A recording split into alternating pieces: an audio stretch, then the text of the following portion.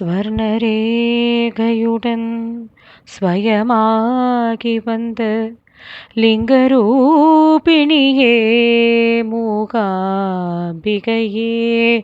பல சோத்திரங்கள் தர்மசாஸ்திரங்கள்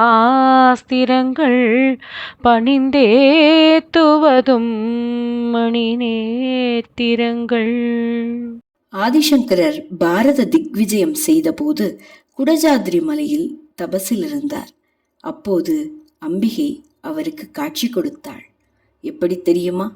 மகிஷாசுரன், பண்டாசுரன், ரக்தபீஜன், சண்டன், முண்டன் போன்ற அரக்கர்களை அழித்த சண்டிகா பரமேஸ்வரியும் திரிபுரசுந்தரியும் வனதுர்க்கையும் சேர்ந்தவளே மூகாம்பிகை. திரிமூர்த்தியும் திரிதேவியும் ஆதிபராசக்தி ரூபமும் இணைந்த லிங்கரூபிணி.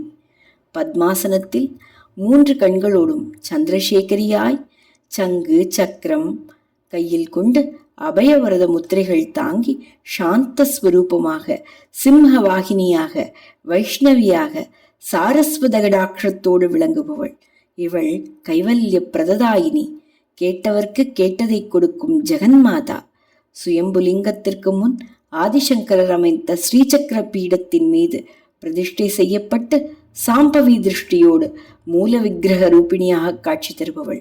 பக்தர்களுக்கு சௌபாகியத்தையும் ஆனந்தத்தையும் மோட்சத்தையும் அள்ளித் தருபவள் மூகாம்பிகையே சர்வலோகாம்பிகை.